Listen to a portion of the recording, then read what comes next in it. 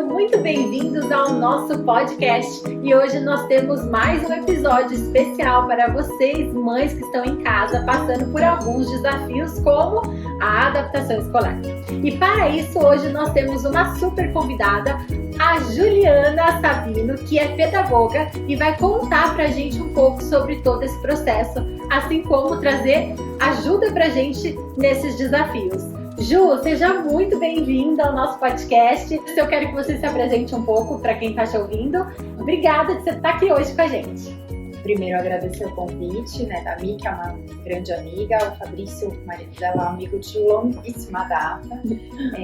Eu sou Juliana Sabino, sou pedagoga de formação, psicopedagoga, tenho especialização em gestão escolar, em intervenção ABA para autistas e agora graduanda de psicologia. Uau! Ao longo dessa trajetória toda, são mais de 20 anos na escola. E aí, como professora desde turminha de 1 ano e meio até 5º ano, e alguns anos na gestão escolar e na orientação. Então, ao longo desse período, vivenciei diversas situações desafiadoras em relação à adaptação, desde as crianças pequenas até os maiores. Então, a adaptação não é um desafio só da criança que está entrando pela primeira vez na escola.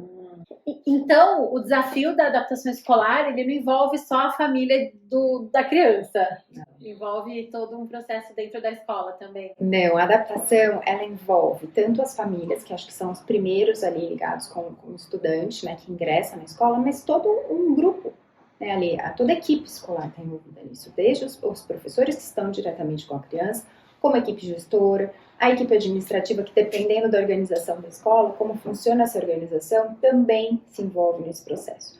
E muitas vezes o desafio para a maioria, a fase mais desafiadora é de 1 ano e meio, 2, 3, 4 anos, que às vezes são as idades que eles ingressam.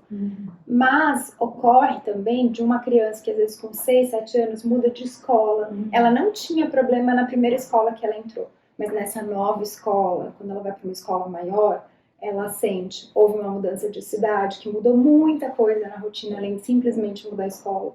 Então, essa criança que nunca apresentou dificuldade, começa a apresentar. Então, a adaptação, ela não é algo peculiar dos mais novos. É menos comum, menos frequente, como os mais velhos, mas isso pode acontecer também. Legal. Acho que a gente tem muitas dúvidas para tirar de você hoje. Bom, gente, para quem não sabe, eu estou passando por esse processo agora, faz 3 semanas, mais ou menos, que a gente está passando por isso. E em contato com a Ju, ela foi me ajudando também. Eu fui dividindo um pouco dos meus medos, das angústias, tudo que eu estava passando. E ela me deu algumas dicas que foram bem interessantes, Então, acho que a gente vai falar, fiquem atentas aí, que hoje ela vai ajudar a gente nesse processo. E vamos começar, então, Acho que só fazer uma interrupção antes da gente começar. Por favor. Você usou uma palavra fundamental. A gente está falando de um processo. Legal. Não existe uma receita pronta para adaptação. É processo. Então, isso tem que estar aqui, grudado, fixado, igual a mensagem de grupo do WhatsApp. Tem que estar fixado na cabeça dos pais. A gente fala mais da mãe, que às vezes é quem fica à frente, mas o pai também é parte desse processo, Então, os pais têm que ter isso claro, que é processo. E processo não é linear. Ótimo. Então, ter isso claro ajuda a acalmar um pouco o coração, que eu imagino que esteja muito, assim, com emoções latentes nesse momento. Então, guardar isso que é processo. Processo não é linear. E cada um tem um tempo desse processo de adaptação. Olha só, gente. Então, você que também está na comunidade Mãe Segura, que está chegando agora, a gente preparou esse podcast justamente para trazer essa segurança, essa calma, essa luz para vocês que também estão passando por isso e inspiradas na necessidade de vocês, como tantas outras mães que estão no Instagram, a gente resolveu trazer a Ju aqui para esclarecer para a gente isso. Agora sim, eu vou trazer algumas das dúvidas primárias aí que aparecem. A mãe sempre está se sentindo culpada, Ju? Eu falo por experiência, pelo contato que eu tenho com as outras mães. E aí aquela história assim, hoje em dia me parece que o ideal é ficar com a criança um pouco mais tempo dentro de casa e a partir de alguma faixa etária específica colocar e expor essa criança para a escola. Eu já ouvi falar que o ideal é ficar até 3 anos. Não, o ideal é esperar o máximo. Ou não, é bom mesmo estimular desde o princípio. Ju, existe algum ideal? A ciência mostra alguma resposta em relação a isso pra gente? Ou não? Cada um tem que colocar diante da sua realidade, a sua necessidade. Porque A culpa, ela existe. Então, uma dúvida muito frequente é que as mães falam: será que eu deveria ter colocado meu filho quando ele era mais novo? Ou será que eu deveria ter esperado mais tempo para colocar no meu filho? O que você diz sobre isso? Bom, primeiro, há muitos estudos, principalmente às vezes pediatras, que falam: espera até uns 3 anos. Por quê? Tem uma questão ali de imunidade da criança, pelas vacinas que ele já vai tomar. Ele vai estar com a imunidade mais preparada para esse convívio. Porque a tendência da criança, quando ela ingressa no ambiente escolar, é que ela comece a ficar doente com frequência. Então, fala-se muito de aguardar por isso. Mas nem todo mundo vive num cenário ideal em que pode ficar, seja a própria mãe ou o próprio pai que trabalha em casa, tem uma flexibilidade profissional, pode ficar em casa ou pode contar com uma rede de apoio paga ou tem uma rede de apoio familiar. Nem todo mundo consegue contar com isso. Então, a gente tem muitos cenários. Então, eu parto do pressuposto que o ideal é aquilo que se encaixa na sua rotina de uma forma que seja saudável para todo mundo. Perfeito. Porque colocar logo ao término de uma licença maternidade vai ser dolorido. Isso.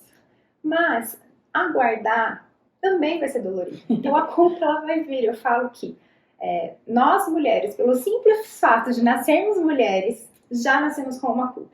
E ao passar dos anos, essa culpa ela tende mesmo a aumentar. E a maternidade é o que faz com que isso se torne cada vez mais latente. Então, todo dia eu tenho essa cobrança. Será que eu estou no caminho certo? Será que eu deveria ter feito isso? Mas o que a gente tem que ter claro independente do momento, a escola é fundamental para a criança porque ela vai socializar, ela vai aprender. Então, se você talvez colocar isso como mote dessa adaptação, talvez alivie um pouco essa culpa. Perfeito. Então, talvez sejam 2 semanas desafiadoras, 3, mas quando isso amenizar, vendo os avanços da criança ao retornar para casa, o coração vai acalmando um pouquinho. E isso é verdade que você falou. Com 2 semanas, o Giovanni, ele já está conseguindo se expressar mais de forma, eu não sei explicar, mas mais complexa. Ele está interagindo com certeza mais com outras crianças, que era algo que ele não fazia por não ter tanto contato, né? Apesar da natação que ele fazia desde pequenininho, mas não era tão frequente. E esse movimento, né, da criança se desenvolver, assim, isso é muito interessante, né? Acho que a gente tem que lembrar que nós somos seres sociais. Isso. Então, a partir do momento que a gente tem clareza que somos seres sociais, lembrar que nas relações é que a gente vai aprender e que a gente vai se desenvolver. Então, no núcleo familiar é o primeiro centro ali de relação que a criança tem. Ela vai se desenvolver. Só que tem uma certa limitação, porque nós adultos tendemos a fazer o quê? Falar pela criança, fazer pela criança.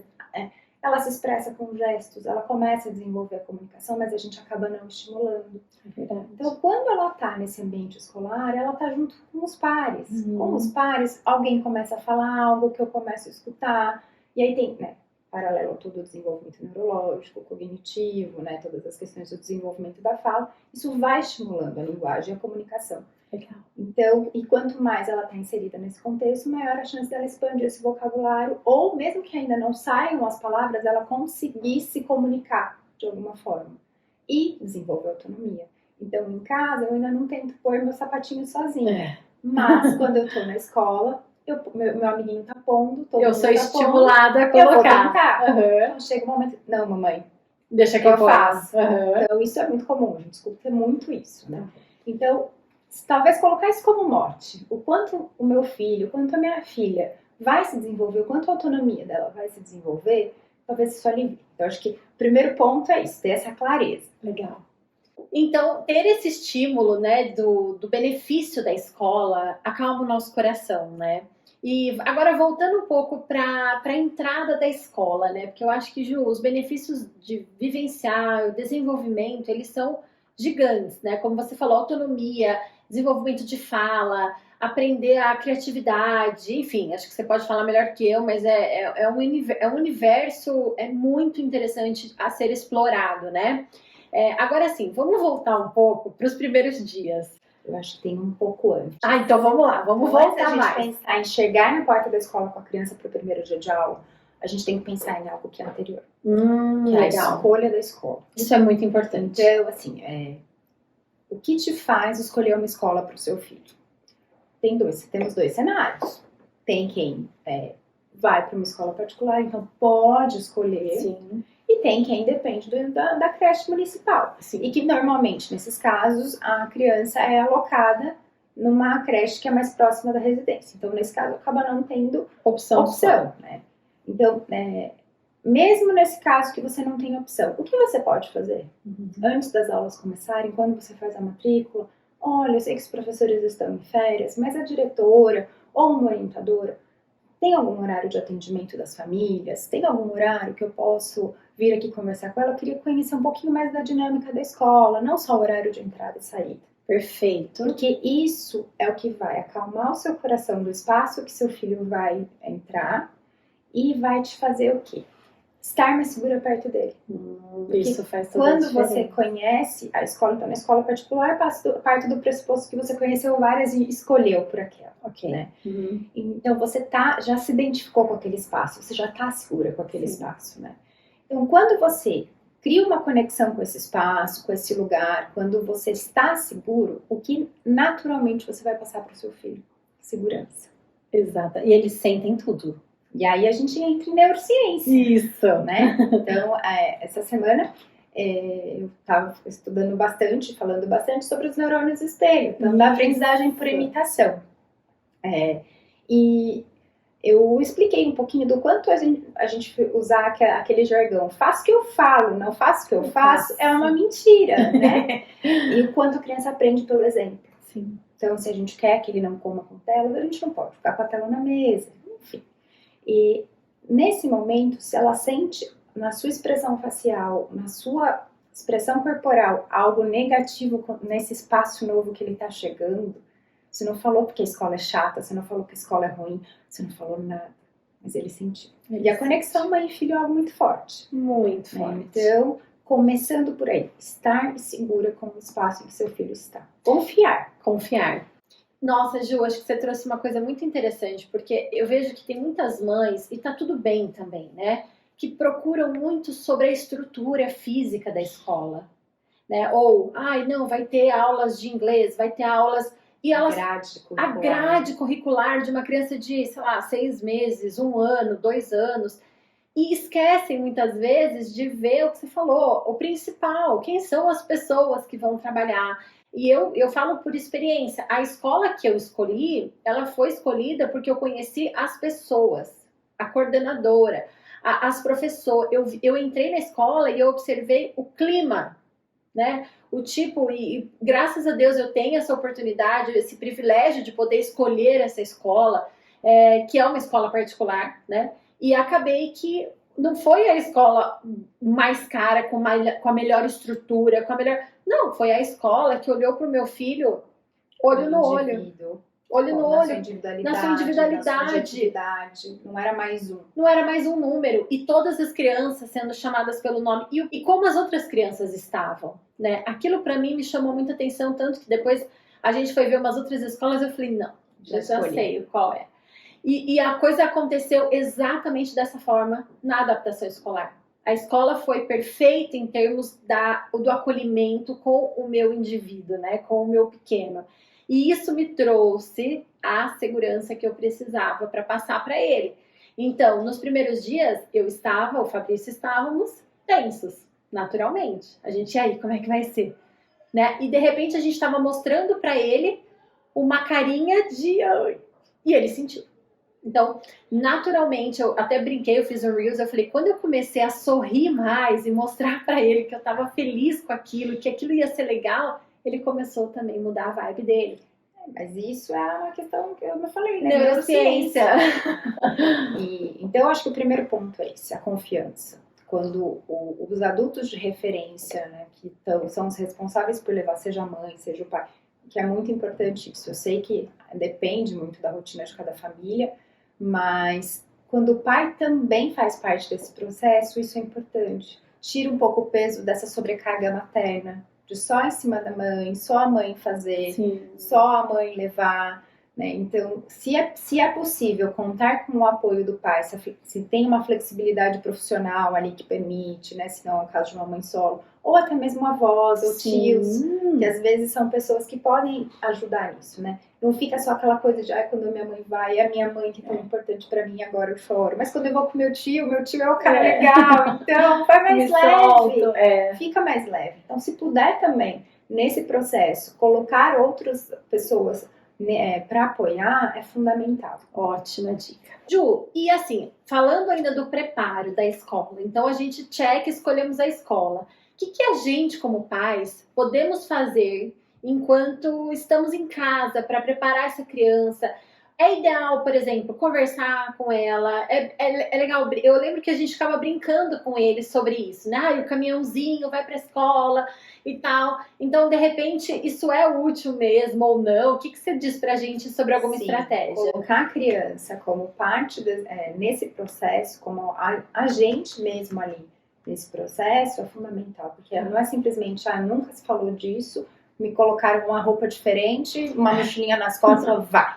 Não, então a gente foi brincando de escola, passou na frente da escola, mostrou o espaço, foi comprar uma mochilinha, né, porque tem escolas que já dão mochila, mas não, nesse caso, se é uma escola que vai comprar material, vai comprar mochila junto, coloca o uniforme, mostra que é uma roupa especial. Então vai colocando a criança parte desse como protagonista nesse processo. E outra coisa que é importante, ficar atenta na hora da escolha, quando é possível escolher horário, porque às vezes isso não é possível, ficar atenta como que é a rotina da criança antes de ir para a escola. Então, o seu filho é uma criança que naturalmente acorda 9h30, 10 horas da manhã. Se é possível matricular à tarde, vai ser melhor? Tá. Às vezes acontece de não existe vaga, é só no período da manhã. Então, a gente tem um outro problema, que é a mudança da rotina de sono, né? Então, sempre que possível, antes de definir horário e período, olhar para a rotina da criança. Qual é o horário que ela almoça, se ela tira soneca à tarde, se ela acorda muito cedo e não dorme a manhã inteira, mas ela dorme meio-dia, por exemplo.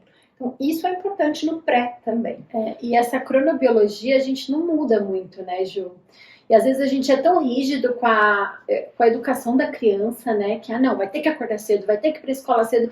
E de repente a criança está sendo diagnosticada com um transtorno de atenção porque não consegue ficar atento, mas na verdade pode ser sono, né? Ela pode estar matriculada num horário que para o corpo dela não é tão adequado, porque ela não se adaptou, porque ela sempre foi uma criança que tinha o hábito de dormir até mais tarde, e de repente ela está indo para a escola às 7 horas da manhã. Isso é legal. E bom, e aí tá bom, a gente fez isso, né? Então treinamos ali, mas em algum momento essa introdução ela aconteceu no primeiro dia super bem, no segundo dia também, no terceiro, pá, ele entendeu o recado. Então, para quem não sabe, meu filho hoje está com quase 3 anos e ele não tinha ido para a escola ainda, né? Então, no terceiro dia, ele falou, eu não quero mais ir para a escola. Ele via o uniforme, ele entrava em pânico. E a gente falou, mas o que aconteceu, né? Aconteceu que ele tem um cérebro em ebulição com tantas informações. E que ele estava se adaptando com tudo isso. Então, é normal. É normal. O que é normal nesse processo? Você chegar no primeiro dia, a criança é super animada no carro. Na hora que você desce do carro, entra na escola, ou às vezes deixa no portão, depende da dinâmica da escola, a criança agarrar na sua perna e começar a chorar. E ela veio até então feliz e contente. E isso permanecer por alguns dias e amenizando e cessar. Pode acontecer da criança frequentar alguns dias, como o caso do Giovanni, e depois começar a chorar. Tem crianças que às vezes começam a chorar depois de 15 dias. Então, nesse processo, tudo é possível. Então, o que é importante estar atento? Porque cada criança vai assimilando isso de uma forma, vai incorporando de uma forma, vai entendendo esse tempo, vai percebendo que os pais estão. Então, primeira coisa, chorar, evitar falas como não chore, que eu vou ficar triste se estiver chorando, não chora, para a mamãe não chorar também. Valide, filho, pode chorar, filha, pode chorar. Eu entendo que você tá triste, eu entendo que você vai sentir minha falta, eu também vou sentir a sua falta, eu também vou sentir saudade. Então, validar essa emoção. Nossa, isso é tão importante, porque a partir do momento que a gente fala isso, né, não chora, porque senão a mamãe vai ficar triste, é transferir ainda mais carga para eles, E né? você está condicionando as emoções dele à emoção de outra pessoa. Isso é pesado, né? E é algo que muitas vezes a gente faz inconsciente. E Faz foi para feito tentar ajudar, também, enfim. Foi feito com a gente reproduz, é óbvio. Mas é interessante essas falas, né? Eu lembro que no momento que eu comecei a falar e validar, tá tudo bem você sentir isso, a mamãe também, mas eu venho te buscar, você tá seguro. Tentar falar coisas desse tipo, você acha que vale a pena? Sim, ó, aqui é um lugar que a mamãe gostou, você Uhum. tem amigos. E não focar depois assim, ai filho, você ficou chorando muito tempo? Tá bom. Filha, ai, mas você entrou e foi brincar no parque ou ficou chorando? Você ficou chorando no parque? Eu sei que a curiosidade da mãe quer saber qual foi o exato momento que o choro cessou, e em qual momento que a criança começou a interagir, brincar. Mas quando a gente fica falando isso, a gente está reforçando isso. Tá bom. E o que a gente quer? Reforçar o que foi legal. Legal. Então, se no primeiro dia ele conseguiu ficar 30 minutos, no segundo ele ficou 1 hora. Filho, você ficou mais tempo hoje na escola, que delícia! Reconhecer, né? Então, não brincava no parque, ficava do lado. Não chorava, mas se recusava a entrar no parque, a pisar na areia, pegar o baldinho. No terceiro dia, pegou o baldinho, Legal. Brincou com a pazinha. Que legal que você foi na areia. Você brincou com os amigos? Você fez bolo junto com um amigo? E comecei a perguntar, você lembra como chama aquele amigo? E começando a falar assim. Então, tirar o foco daquilo que não é legal, né? Que machuca. E focar no que tá bom. Então, eu gosto de falar, olhar pro copo meio cheio. Boa, essa é uma boa estratégia. Olhar pro copo meio cheio é algo muito importante. Porque, como a gente está falando de um processo, haverá dias de choro. Mas, mas também tem conquista. Com certeza. Então, a gente precisa olhar para a conquista. E eles ficam orgulhosos deles, né? Isso é muito bonitinho. Então, assim, agora, no caso do Giovanni, nós estamos encarando uma outra fase, né? Então, ele começou depois de mais ou menos uma semana. Então, antes de falar do depois, vamos falar um pouco mais de algumas estratégias que a gente pode fazer. Então, essa fala mais otimista, né?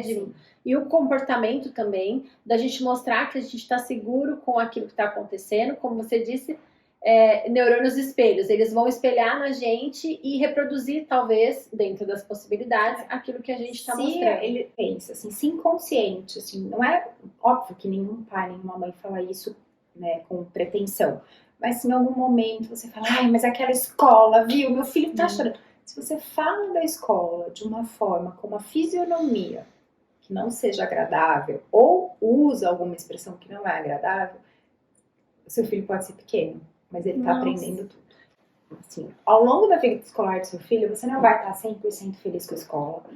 Haverá momentos em que a professora pode dizer algo que você discorde, e tudo bem. Mas não fala pra ele. Mas isso é uma conversa de porta fechada. Você e seu esposo, ou o pai do seu filho, ou você e sua mãe, que te ajuda a sua rede de apoio. Nunca na frente da criança. Isso é importante. Porque às vezes a criança tá indo bem, tá tudo bem, mas uma fala de alguma coisa que você não gostou ali do ambiente, de alguma coisa que te incomodou, que você relata para alguém, nem é para ele. Ele te escuta falar. E a partir daquele dia, aquele espaço ou aquela pessoa não é mais alguém importante para ele. E ele começa a ter esse comportamento de choro para comunicar que algo não tá bem. Olha só. Então é algo bem sutil, mas que eu já passei por situações em que a família falou, nossa, eu acho que eu falei e não percebi realmente, acho que a minha fala que causou isso. Então precisou dessa autoavaliação da família para a gente entender o que estava acontecendo. E um outro ponto que eu acho que é importante, cada escola tem uma forma de conduzir a adaptação. Por isso que eu falei a importância da confiança, de conhecer a escola em que seu filho está. Por quê? Há escolas que, dependendo da faixa etária, trabalham com tempo reduzido por um período, depois todo mundo no período normal. Há escolas que flexibilizam isso mais. Então é importante conhecer como é que funciona esse período nessa escola e conversar. Caso haja necessidade, a gente pode fazer alguma adaptação para o meu filho, se a gente perceber que nesse período não foi suficiente. Então, tentar flexibilizar isso com a escola. E isso só acontece com uma conversa leve. Chegar brigando, chegar bravo, não vai adiantar. Os adultos que estão lá, seja gestão, professor, os outros funcionários das diversas áreas da escola, eles estão lá para fazer o melhor para o teu filho. O melhor que ele pode fazer é o melhor que você faz. É como você faz? Não.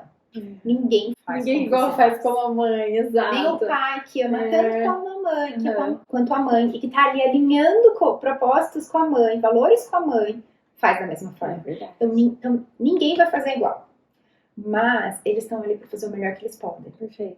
E eles também estão abertos para escutar quando algo não estiver legal. Mas a forma como a gente leva para a escola, assim como a forma como a escola leva para a família. Então, vice-versa, né? Acho que hoje nosso foco maior é a família. Mas tem muito também do lado da escola. Por isso que eu acho que comunicação e parceria com a escola é fundamental. Importante. E agora, Gil, vamos para dicas mais práticas, assim, do que a gente pode fazer para ajudar essas mães nesse processo de adaptação. Então, vamos lá. Imaginando que a criança está começando, você me deu uma dica que foi super legal, me ajudou pra caramba, e que é a dica da tatuagem que eu chamei da coragem. Por quê? Porque eu tenho uma tatuagem que chama Be Brave, né? Que é seja corajosa, e ele sempre gostou dessa tatuagem. E aí você me sugeriu que eu fizesse um desenhinho, alguma coisa no bracinho dele para ele lembrar de mim. E quando ele sentisse saudade, ele acessasse isso e sentisse que ele não tá sozinho, né? E aí eu fiz uma estrela no antebraço dele e foi muito importante. Então, assim, conta pra gente qual mais dicas, né, que você acha que dá pra fazer. No caso, eu falei sobre coragem, mas se tem alguma outra coisa que pode ser falada, né, no caso. E, bom, então pra mim deu muito certo essa dica. Tem outra coisa que você acha que pode ser feita? Eu acho que essa é uma dica que, não vou falar que funciona em 100% dos casos, mas que ela ajuda na maioria. Legal. Ameniza muita coisa. Há crianças que fazem coração na mão com a inicial da mãe e a inicial do pai. Então, eu tô com saudade da mãe, eu aperto essa mão. Tô com do pai, aperta essa. Mas e se apagar? Não tem problema, deixa um recadinho no caderninho, professora. Se apagar o coração, faz outro, por favor. A professora faz. Nada que... Se ela souber, ela faz. Então, acho que o desenho, seja ele coração ou qualquer outra coisa. A gente pode trabalhar com adesivos. Então, ele tem um caderninho, coloca um adesivinho na capa cada dia, olha. Então, a hora que der saudade da mamãe, que der saudade do papai, olha lá no caderninho o seu adesivo do Buzz. Legal. Esse é o adesivinho do Lilo, né, do Stitch, da Lilo, do Stitch. Enfim, então, pode trabalhar com adesivos também. Tem algo que eu acho que é muito essa questão, né, objeto de transição, né, que é importante, pode ser uma naninha, um ursinho, verificar com a escola quais são as regras sobre levar objetos para a escola, alinhar isso com a escola, porque isso ajuda muito. Deu saudade, pega a sua naninha, abraça um pouquinho, pega o seu ursinho, abraça um pouquinho. Mas acho que algo que é muito forte é cheiro de mãe. Essa também eu fiz. Não só cheiro de perfume, mas nosso cheiro, né, nosso cheiro mesmo, nossa roupa. Então, é uma dica que você vai falar assim, meu Deus, a escola vai achar que eu sou uma louca. Mas de vez em quando vale a pena. Usou uma blusa, antes de lavar, deixa ela na mochila. Ó, o cheiro da mamãe, esse é o cheiro da sua pele. É o cheiro que ele tá acostumado, que ele tava ali no teu peito, grudado em você, que ele sempre sentiu. Legal! Então, talvez deixar ali e trocar. Cada dia você põe uma, né? Lógico.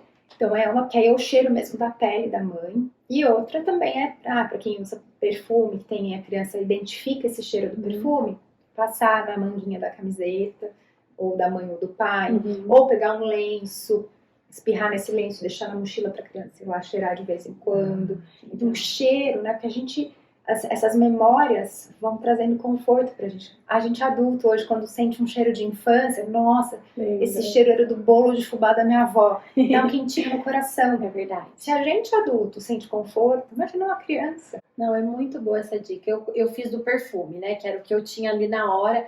Eu pus um perfume um pouquinho meu e um pouquinho do meu marido. E foi ótimo, porque nos primeiros dias dessa semana, ele falou que realmente ele se sentiu feliz, né? Ele presente de vocês ali. Exato. Então, isso ajudou bastante. Então, acho que essas dicas são excelentes. Tem mais alguma coisa que você acha que é importante? E aí, acho que nessa linha do voltar, né? Quando volta pra casa, teve um dia legal, chorou na entrada, tudo bem, ficou 10 minutinhos chorando, mas depois foi pro parque e brincou, Olha, a professora escreveu que hoje você brincou no parque. Vamos colar aqui no calendário da geladeira uma estrelinha, um adesivo. Que legal, validar o porque esforço. aí você está reforçando esse comportamento. Então, a cada dia, a gente vai colocando um adesivo para os dias que você conseguir brincando, porque isso é importante para a criança. Legal. Porque aí isso vai... No nosso desenvolvimento, a gente primeiro parte do concreto para o abstrato. Então, por mais que a gente fale, olha, você conseguiu, olha que legal, isso é abstrato. A criança não está lembrando. Mas ter um adesivo no calendário da geladeira, para cada dia que foi legal na escola, é algo concreto. Aí vai contando, a criança está no processo de contagem. 1, 2, 3, 4... Nossa, 5 adesivos, olha que legal. Então a gente está indo para o concreto. Essa idade precisa muito de concreto. Então quanto mais ela conseguir visualizar isso e tocar até, mais sentido vai ter para ela. Que legal, nossa, adorei essa dica, vou colocar em prática também. E Ju, agora sim, vamos falar um pouco sobre algumas coisas de comportamento. É normal o comportamento da criança mudar depois que ela vai para a escola? Muito. Então, assim, o Giovanni está com 2 anos, então a famosa fase do Terrible Two, né? Que é uma fase onde eles descobrem que eles podem se expressar, né? Sim. Que eles têm opinião própria, enfim. Então, assim, estava naturalmente controlado esse comportamento. Tava tudo bem. Tava equilibramos os desafios, né? E aí ele foi e ele conseguiu entrar na escola sem chorar. E ele ficou bem na escola. E ele ficou ótimo quando a gente foi buscar feliz da vida, contando as coisas até 10 minutos dentro do carro. Essa criança entrou e começou a chorar, espernear. E aí não quer almoçar, e se joga no chão, e começou a fazer um negócio que a gente falou, meu Deus.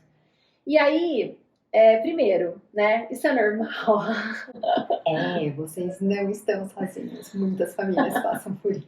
Ufa! Eu acho que assim, vamos voltar para o nosso cérebro. Tá.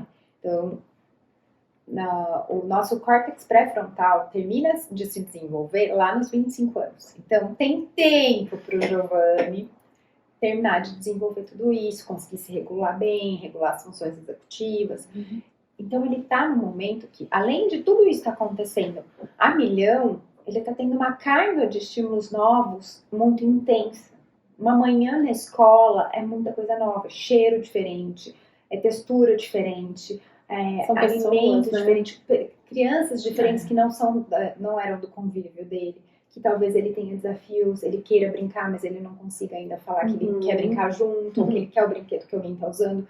Então, a criança, ela está indo super bem lá, mas ela está com uma carga de estímulos muito alta. Então, a cabecinha dela está a milhão. Então, a hora que ela vai para o espaço seguro, que é a família, é aquela hora que ela faz assim, ó. Aí ela pode se expressar, pode ficar pra fora, porque ela se regulou, ela aprendeu, porque ela queria estar junto, senso de pertencimento, eu não quero estar diferente. Agora, a hora que eu tô com os meus pais, é a hora que eu posso relaxar. E a hora que eu relaxo é a hora que eu canso, que eu tô com sono, que eu saí da escola com uma carga de estímulo alta, que eu preciso de um tempo em silêncio. Eles ficam estressados, Jô? Ficam, mas não é um estressado naquele sentido de, nossa, a escola tá sendo péssima, não, né? Mas de liberação de cortisol mesmo, de estímulo, né? Que não tá habituado, na verdade. É novo. Então, até que ele se acostume com essa rotina, porque a manhã dele era tranquila. Sim. Ele tinha pausa. Ele brincava sozinho, era light. Ele brincava a manhã toda, mas era ele, com ele, no espaço seguro dele, com o espaço com tudo que ele conhece. Ali é tudo novo.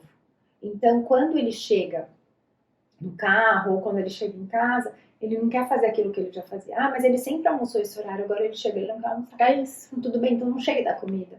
Então, percebe que a criança está chegando um pouco desregulada, fala assim, não precisa pôr para dormir. Mas, às vezes, leva para o quarto ou para a sala, diminui a luz, coloca um ruído branco, ou deixa silêncio um pouquinho, olha, não precisa dormir, mas fica um pouquinho aqui, quer ficar deitadinho aqui com o seu brinquedinho, às vezes a criança tem um ursinho, um travesseirinho, fica um pouquinho aqui, a mamãe vai preparar o almoço para você, a vovó vai preparar o almoço. E foi isso, eu fiz exatamente isso, eu sinto que quando o Giovanni fica irritado, eu acho que ele tá com sede. Na maioria das vezes eu dou água e ele dá uma melhorada.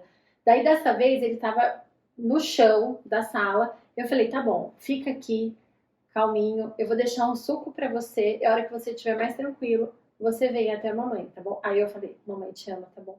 Aí ele abriu um sorrisão, assim, tipo, como quem diz, obrigada de você ter me dado esse espaço. Sim.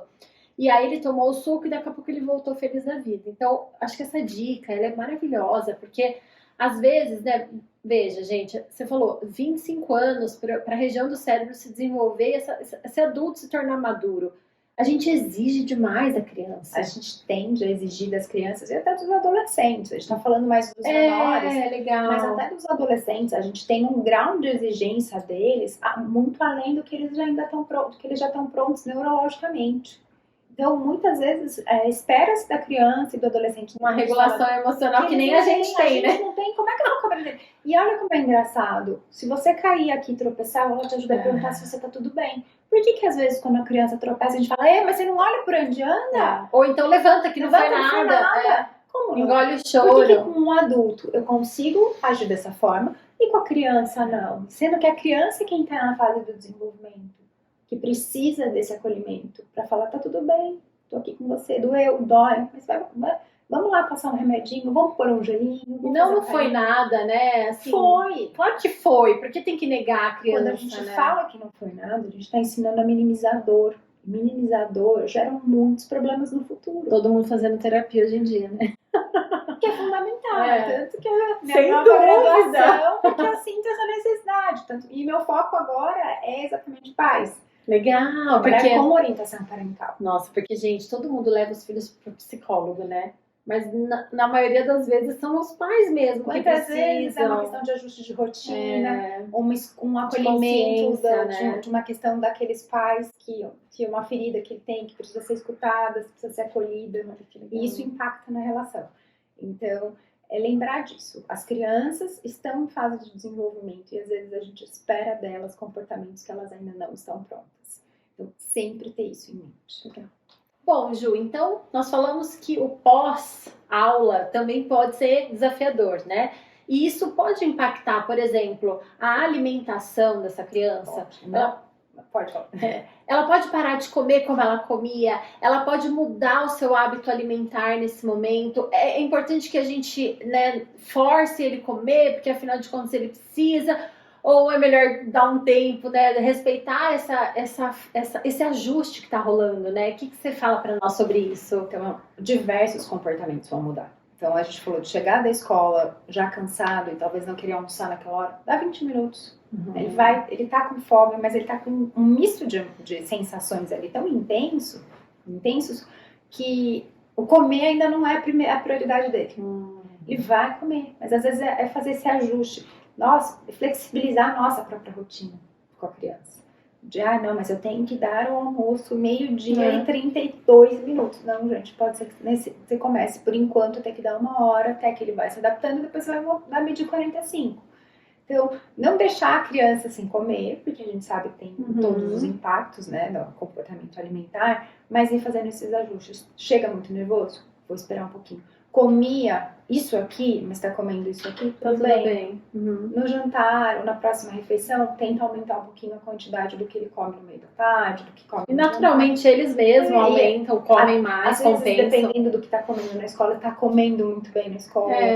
Verdade. Então, tem tudo isso, né? Ter saber como tá na escola. E é importante a gente ter paciência, né, Ju, com o processo, como você falou. Não adianta ser uma página que você vira e espera que a criança, né, fique pronto, tá tudo certo.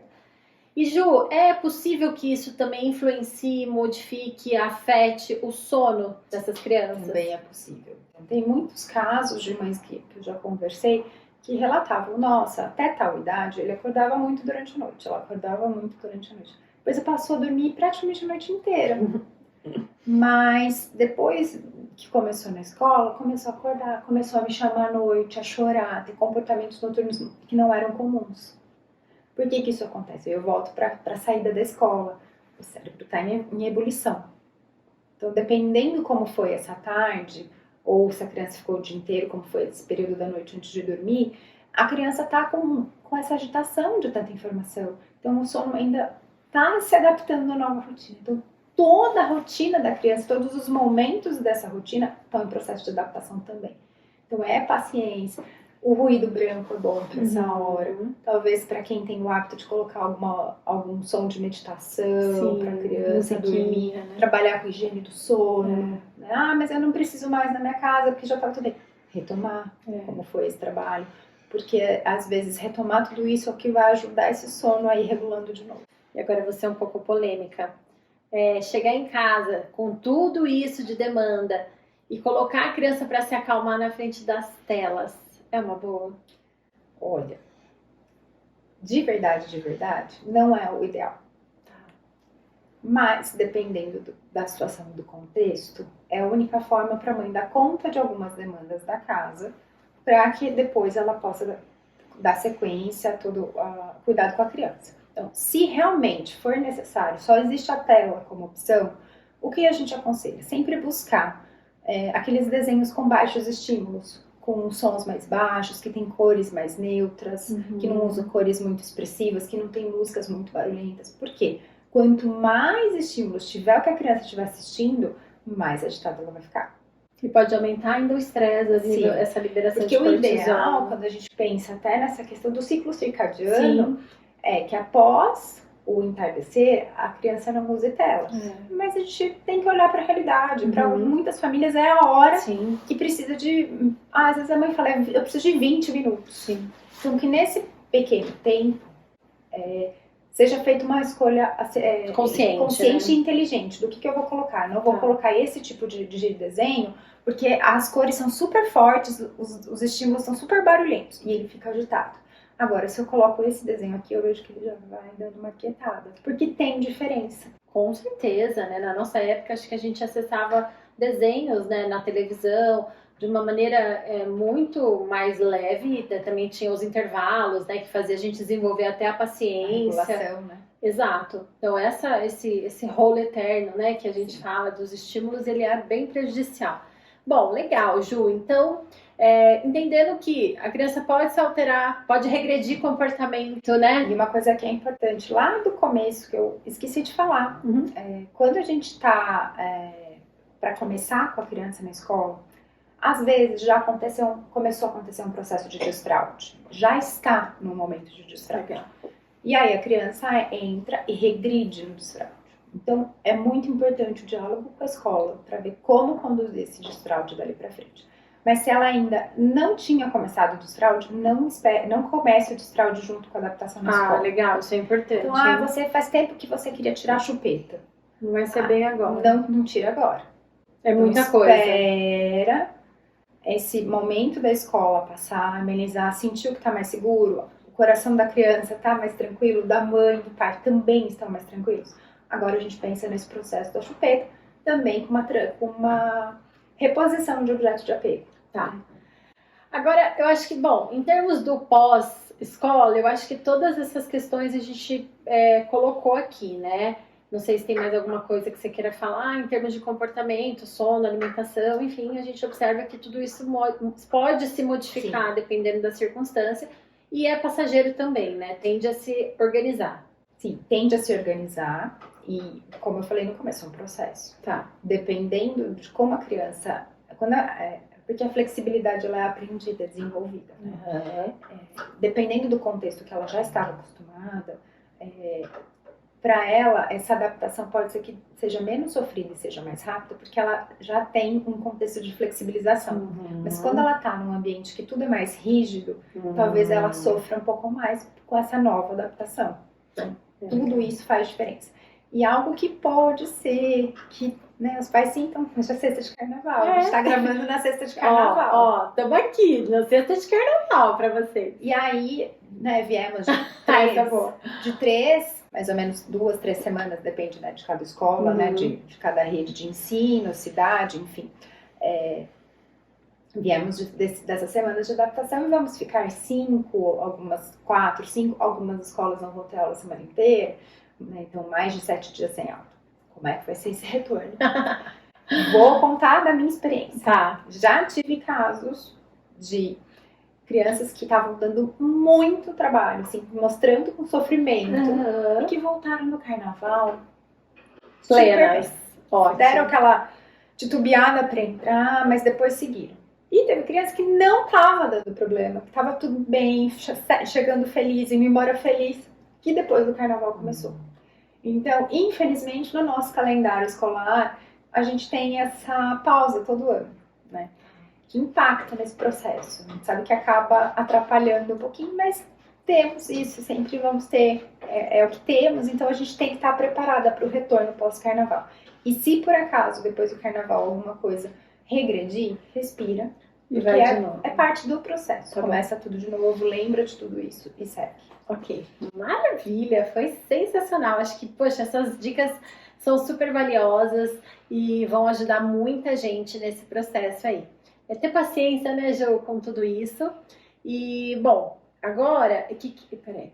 Bom, então tá tudo certo, a criança tá indo pra escola, não sei o quê, e agora ficamos nós, pais, querendo ser uma mosquinha para saber como que as coisas estão. E assim, pelo menos na minha escola, né, na escola do Giovanni, eles mandavam umas fotinhos e tal, e davam feedback na porta nos primeiros dias, nas primeiras semanas. E agora vem a agendinha, escrito a atividade, se fez xixi, se fez cocô, aquela coisa toda. Mas assim, não vem com tantos detalhes, né? E aí, Ju, o que a gente, né, quais são os sinais de alerta, de repente, que a gente precisa, de repente, procurar a professora? Será que a gente vai ter acesso a essas informações de como as coisas estão? O que é esperado, o que não é? Eu queria muito saber como é que está, mas eu senti já que agora é o momento de... Não, ninguém mais vai ficar me dando feedback todo dia, porque tá dando certo, né? Eu acho que o primeiro ponto que é muito importante, né? Acho que o contexto da pandemia fez com que algo novo surgisse nas escolas. Foi-se criado grupos de WhatsApp, mas isso não é um padrão de escolas. Perfeito. E é muito importante frisar aqui. Não é uma obrigatoriedade da escola. De forma alguma. Tá. Até porque tem escolas que fazem isso, às vezes, com o telefone do próprio professor. Ai, meu Deus do céu. E aí o professor recebe mensagens da família no horário de descanso dele. Então, o bom senso passa muito longe, né? E por uma questão coisas. trabalhista, isso pode gerar questões trabalhistas. Lógico. Então, quando a escola tem grupo do WhatsApp, ela às vezes tem um celular específico para isso, ou então é lista de transmissão só para recados, não é diretamente com o professor. Então, não é padrão existir grupos de WhatsApp. Não é padrão. Então, a gente não tem que exigir isso, né? Não. O que deve ser exigido é retorno da escola em relação à criança. Como a escola vai fazer isso? A escola vai verificar qual é o melhor caminho para ela. Tá. É ligar para essa mãe diretamente, se for um caso mais delicado. É escrever na agenda, no caderninho de recado. É no portão da hora da saída. É sempre falar para essa mãe, chega 5 minutinhos antes para te dar o feedback antes dele sair com tudo. Cada escola vai entender qual vai ser o seu procedimento. Não existe uma regra, tem que ser assim. O que a regra é? A família tem que saber como foi.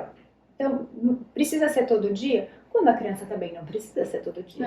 Exatamente. Tem escolas que trabalham com postagens, às vezes, em aplicativos internos. Por conta da LGPD. Então, eu não posso simplesmente mandar fotos do Giovanni. Sim, com outras crianças. Falar, Michelle, ele tá bem? Porque pode ser que o filho de alguém esteja do lado e eu não posso mandar a foto dele pra você. Então, a gente tem LGPD. Então, simplesmente mandar fotos pra família pra falar que tá tudo bem é algo arriscado. É isso mesmo. Então, eu sei que o coração fica muito mais tranquilo vendo a foto. Né? Mas a gente também tem que entender que tem questões legais envolvidas. Perfeito. E aí, se o caderno de recado não for suficiente, combina com a gestão. Olha, eu quero combinar alguma coisa porque eu não estou em paz ainda. Então, por isso que eu falei lá no começo, confia na escola e abra um canal de comunicação com a escola. Tem um canal com de respeito, né?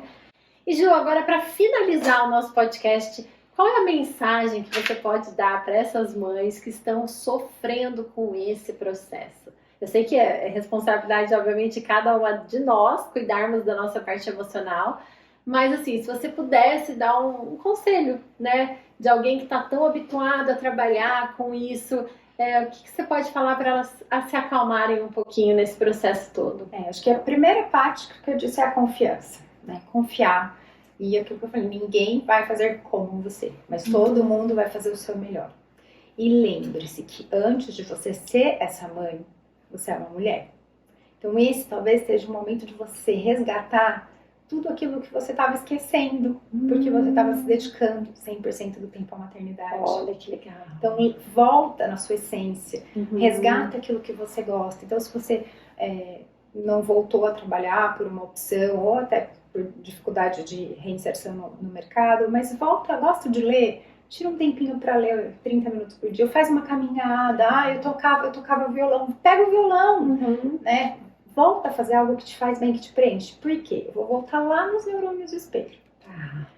Quando a gente está se cuidando, quando a gente está bem, quem se espelha na gente fica bem também e aprende a se cuidar. É verdade. Então, se a gente deseja que os nossos filhos, que as nossas crianças cresçam sabendo se cuidar, sabendo se priorizar, eles têm que ter isso como exemplo. Então, cuidem de vocês, fazendo algo que nutram vocês de alguma forma, buscando reencontrar aquilo que te nutre, porque isso vai te fazer bem. E você bem vai impactar na criança. Ai, maravilha, excelente, gente. Acho que esse caminho do autocuidado, da redescoberta, né, do autoconhecimento, ele é um caminho que, sem dúvida, é o mais importante. Porque você falou, a gente estando bem, com certeza a gente vai passar isso para toda a família, né? Sim. Então isso vai melhorar os nossos dias, melhorar a nossa vida e, consequentemente, as coisas começam a fluir mais. Então, Ju, muitíssimo obrigada por estar aqui. Pessoal, pode seguir a Ju. O Instagram dela tá aqui embaixo, a gente vai deixar aqui. Cérebro com Afeto? Cérebros com Afeto. Cérebros com Afeto. Então, ela vai postar muita coisa bacana nesse projeto novo que ela tá começando. Isso mesmo. E já tem algumas pinceladas lá. Já. E quem precisar da assistência profissional também, né, Ju? Trabalho de orientação parental, orientação escolar. Legal, muito bom. Então é isso. Espero que vocês tenham gostado. Curtam e sigam o nosso canal aqui no YouTube para vocês acessarem e terem as notificações dos próximos episódios. Um grande beijo para todas, todos e todos os pequenos também. Tchau, tchau. Tchau, tchau.